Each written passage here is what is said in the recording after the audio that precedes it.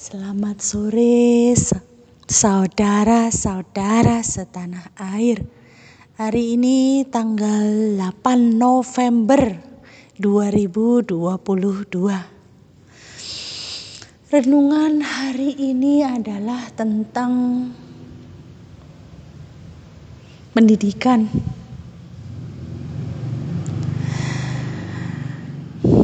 Kalau kemarin saya pernah menjelaskan tentang pendidikan praktek, tapi saya belum menjelaskan jumlah total semua mata pelajarannya ada berapa. Kalau di SD, mata pelajaran prakteknya tematik praktek ekonomi perdagangan, tematik praktek lingkungan hidup, tematik praktek sosial budaya, tematik praktek software, programming, dan tematik praktek perakitan hardware. Lalu ada pelajaran sejarah agama Buddha Hindu, sejarah agama Kristen Katolik, sejarah agama Islam.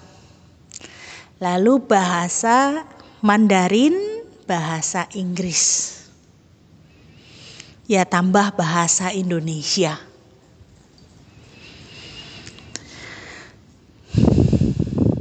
Dari semua mata pelajaran ini diajarkan di SD kelas 1 sampai kelas 6.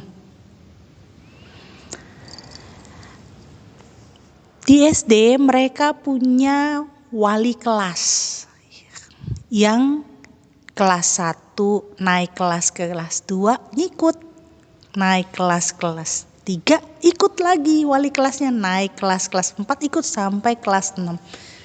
Terus SMP ngikut lagi ke SMP.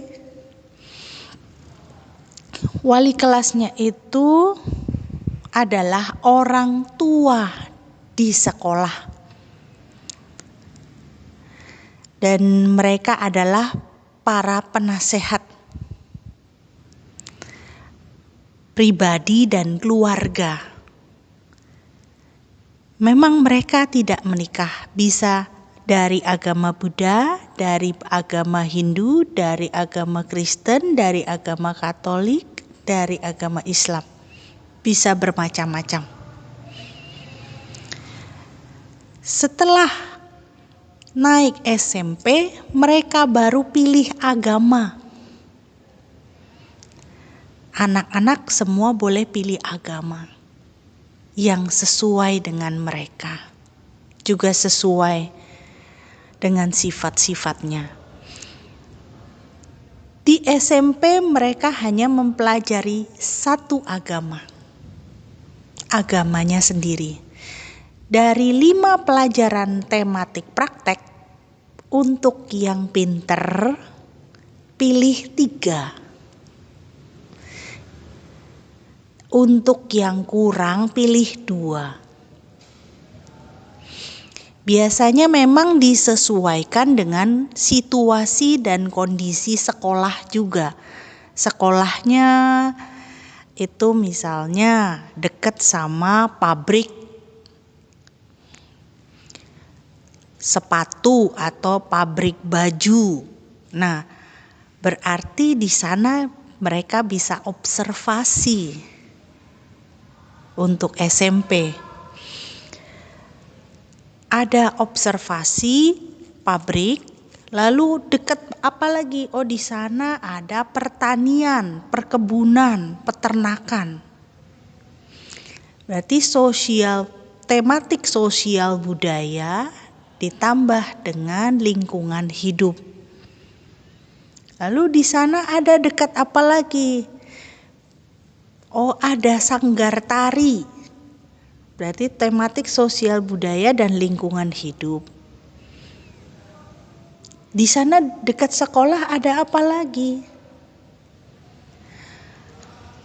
Ada misalnya contoh ada stasiun TV.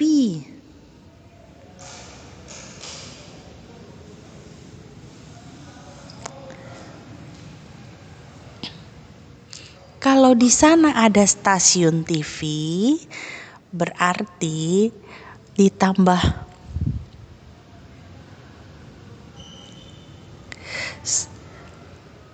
bisa magang kerja di sana. Untuk yang SMA, kalau yang SMP observasi untuk tempat-tempat tersebut. Kalau ternyata di sekolahnya itu dekat sama bank, ternyata mereka bisa observasi di bank tentang apa saja sih pelayanan yang disediakan oleh bank tersebut. Pelayanan kreditnya, jenisnya apa saja, lalu customer service-nya melayani dengan cara seperti apa, tellernya bagaimana melayani konsumen dengan seperti apa, dan peralatan yang digunakan oleh teller apa saja di sana. Itu diobservasi. Nah, itu akan menjadi pembelajaran di SMP. Banyak sekali observasi, banyak sekali penelitian tentang pelajaran praktek.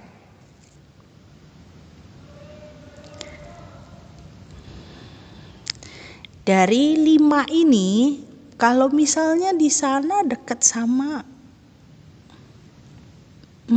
pabrik otomotif misalnya, ya berarti observasinya ya di pabrik otomotif, perakitan, tematik perakitan hardware. Kalau di sana ternyata ada pabrik telepon seluler, dekat pabrik telepon seluler, berarti ada tematik softwarenya, ada tematik hardwarenya. Software programming, hardware perakitan. Jadi observasinya di sana. Tergantung sekolahnya. Lalu tenaga pengajarnya itu adalah tenaga ahli di bidangnya, yaitu orang yang sudah bekerja di pabrik tersebut, orang yang sudah bekerja di bank, nah, itu yang akan mengarahkan anak-anak untuk observasi. Ini yang SMP ya, saya cerita yang SMP.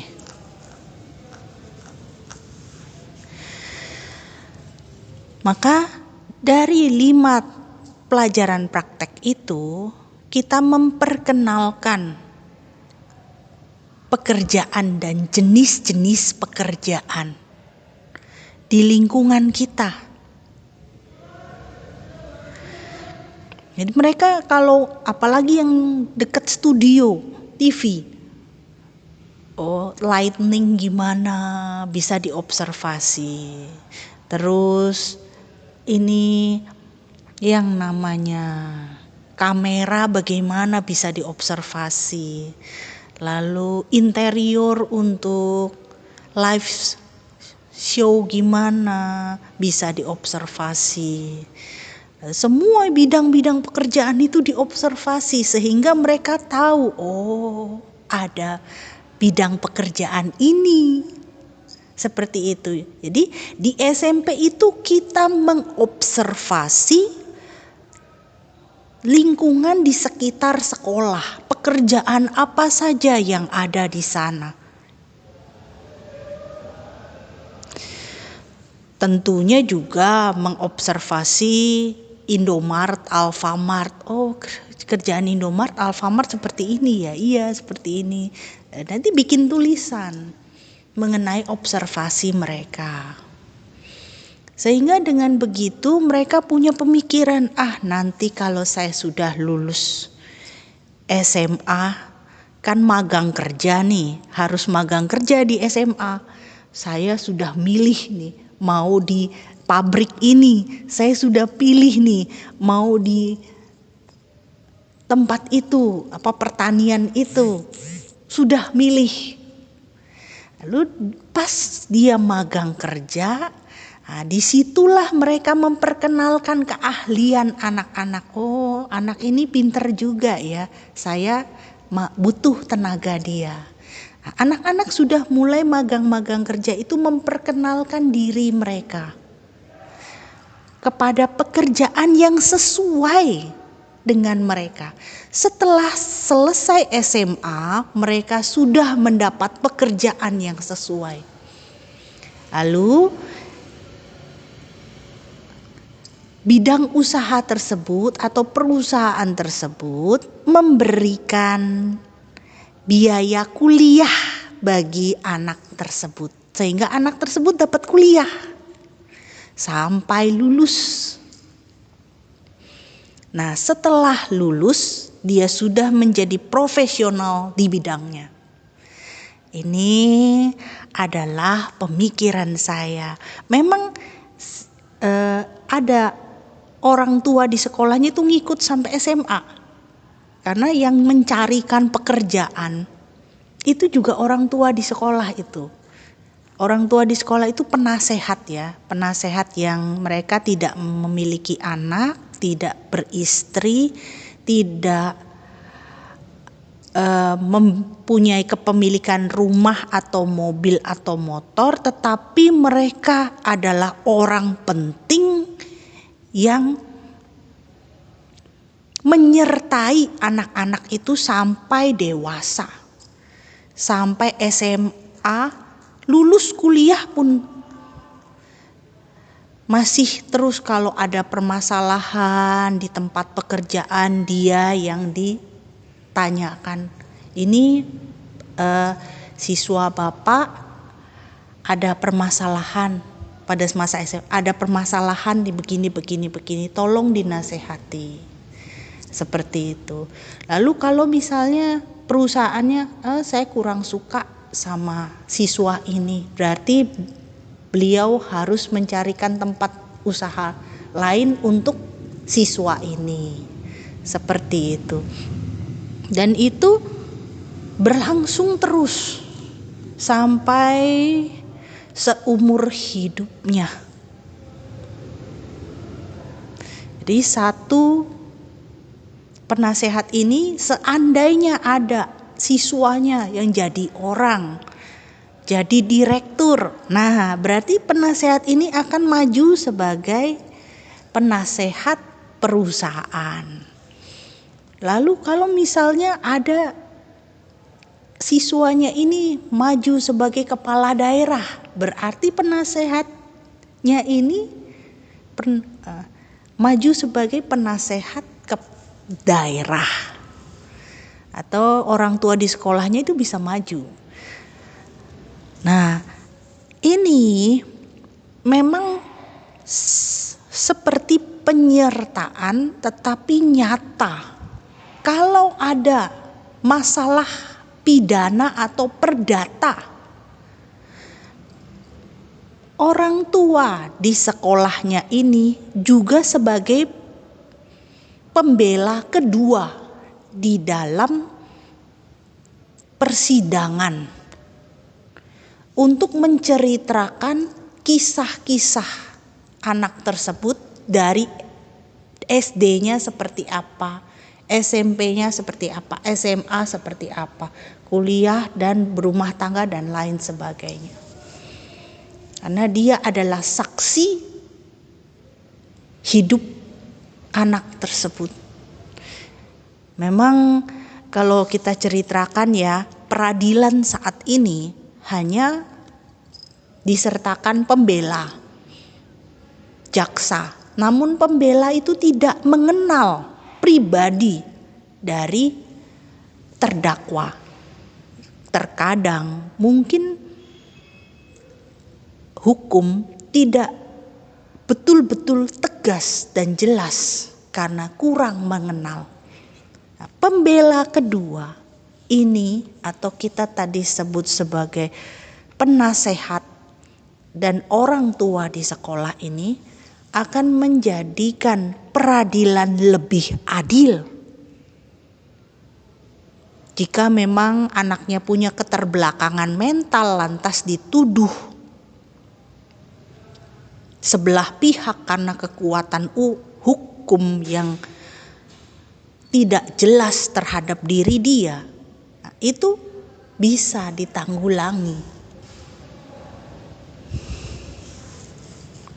Nah, ini adalah salah satu pemikiran saya tentang pendidikan di masa yang akan datang. Sabesata bawantu sukitata ayuwano sukang balang sadu sadu sadu.